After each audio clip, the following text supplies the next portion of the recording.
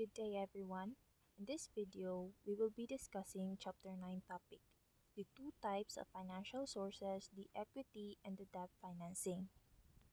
In order to fully understand these two types of financing, so let's define them first.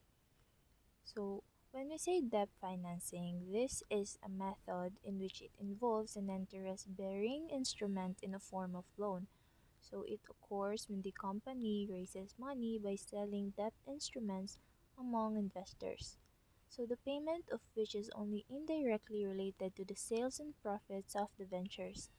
Usually, the entrepreneur pays back the amount of funds borrowed as well as the interest sa kwarta na giutang sa imuhang business. Meanwhile, when we say equity financing, this is a method that does not require collateral.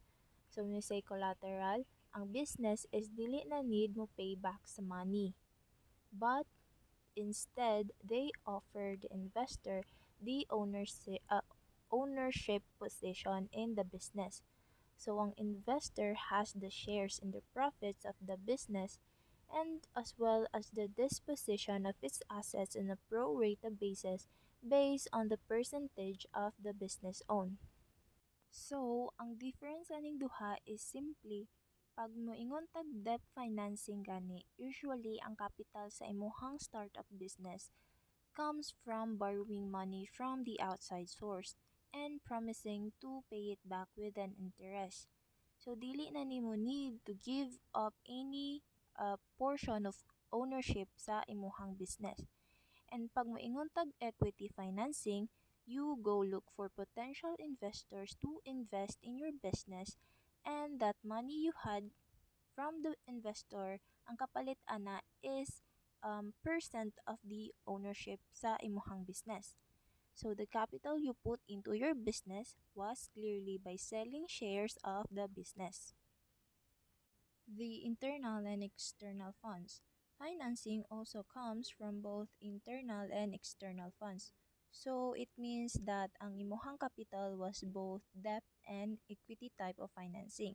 So pwede nato makombine ang duha ka sources. Internally generated funds are funds that are not comes from borrowed loans, debt, and equity issuance, disposition, or any insurance recovery. So we generate funds from several sources within the company, and that includes the profits, sale of assets, reduction in working capital, extended payment terms, and account receivable. External funds, on the other hand, are usually money that comes from the outside source, but it needed to be evaluated on three bases. Number one is the length of time the funds are available, the cost involved, and also the amount of company control lost. So, the frequently used sources of funds comes from number one is personal funds. So this is also labeled as blood equity. So a typical sources of personal funds are money from your savings account, life insurance, or mortgage on a house or a car. Number two is funds that come from family and friends. The usual source of capital in your business was actually gikan sa imuhang parents, family, or even sa imuhang mga friends. So they are likely to invest in your venture because they trust or actually support your business. So that would be all ang ako ang part and then the next reporter na tayo. Thank you. Commercial banks. Commercial banks are by far the source of short-term fund most frequently used by the entrepreneur when collateral is available. The funds provided are in the form of debt, financing, and required some tangible currency or collateral. And also the commercial bank refers to financial institution that could accept deposit, offer checking account service, makes various loans, and offer basic financial product like certificates of deposit or CDS and saving account to individual and small business. And also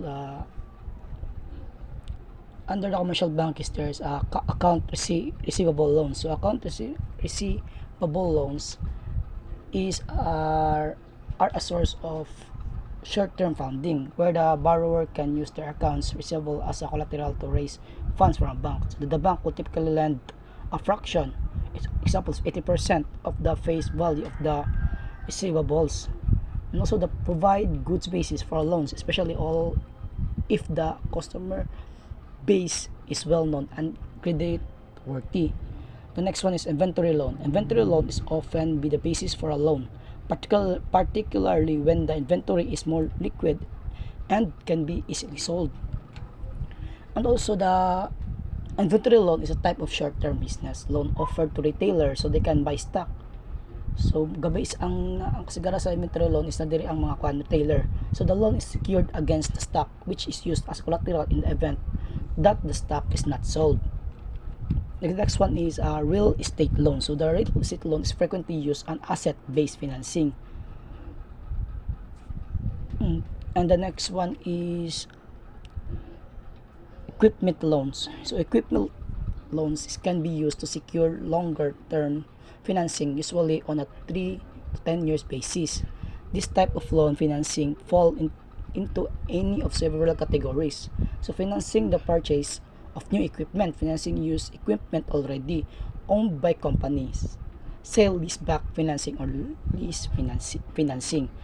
Also to qualify for the equipment financing loan from the bank is you typically need strong personal credit of FICO score of 700 or higher. So several years in the business and excellent financials if you can meet these requirements. However, getting a equipment loan from bank or credit union will likely be most affordable option. Thank you.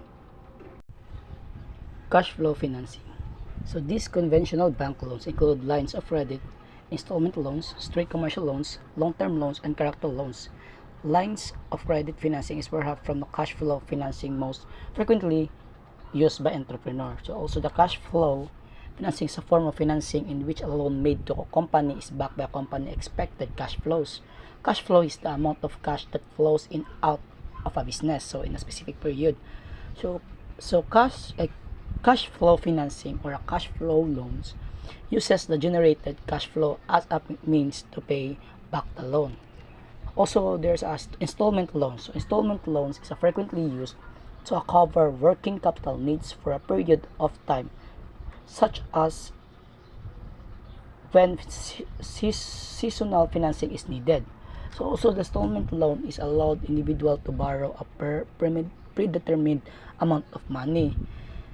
There's burst the lump sum that can be repaid over time. So typically these loans come with a fixed interest rate and required regularly monthly payments that remain the same each month. The next is straight commercial loans. So a straight commercial loans is a hybrid of the installment loan. Straight commercial loans by which are advanced to the company for 30 to 90 days. So the straight commercial loans are basically important to cover up working capital needs for a period of time, like example that like to 30 to 90 days lagi na siya. Next is the long-term loans. So long-term loans, when longer time period for use of money is required, long-term loans are used. These loans usually available only to strong, mature companies can make funds available for up to 10 years. So makakuha na ganun ka ng companies na nagdugay. So also the form of loans that's paid over the extended period of time greater than 3 years is term loan or long-term loans. So this time period can be anywhere between 3 to 30 years. So ang car loans, home loans, and certain personal loans are example of the long-term loans. Next one is a character loans. So character loans, when the business itself does not have the asset support a loan, so the entrepreneur may need a character or a personal loans. These loans frequently must have asset of the entrepreneur or individual pledge as a collateral or the loans co-signed by another individual. So also a character loan is a type of unsecured loan, so that is made of the lender faith in the borrower reputation and credit. So a borrower are typically able to obtain only a small loans by his method. So mo na siya ang character loans. So gabi siguro na sa imo kung ano sa kamukan sa imong loans. And that's all my topic. Thank you. frequently used sources of funds. Research and development, limited partnerships are another possible source of funds for entrepreneurs in high technology areas. This method of financing provides funds from investors looking for tax shelter, are a way to provide capital for development of new and innovative concepts. They are not simply tax shelters. In order for a partnership to develop your technology, the partnership will have to enter into a contract to develop the technology. Government grants. The entrepreneur can sometimes obtain federal grant money to develop and launch an innovative idea. Is a way of financial award given by the federal, state, or local government to fund some type of beneficial project because government grants are funded by tax dollars.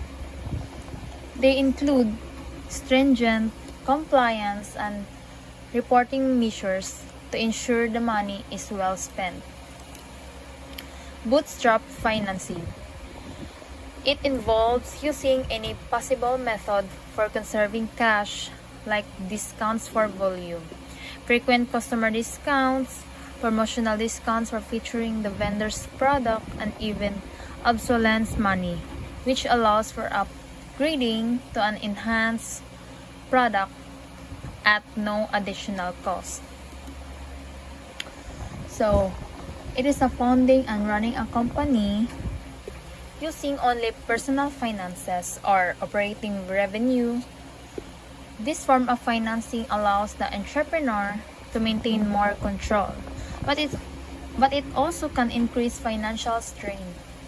The term also refers to a method of building the yield curve for certain bonds. Private financing. Another source of funds for the entrepreneur is private investors, also called angels, who may be family and friends or wealthy individuals. An investor usually takes an equity position in the company, can influence the nature and direction of the business to some extent, and may even be involved to some degree in the business operation. So, it is the income and expenditures on borrowings of the individuals, households, and business firms that have concerning with the revenue, incomes, and expenditures. Private offerings, a formalized approach for obtaining funds from private investors. Private offering is faster and less costly when a limited number of sophisticated investors are involved who have the necessary business acumen and ability to absorb risk.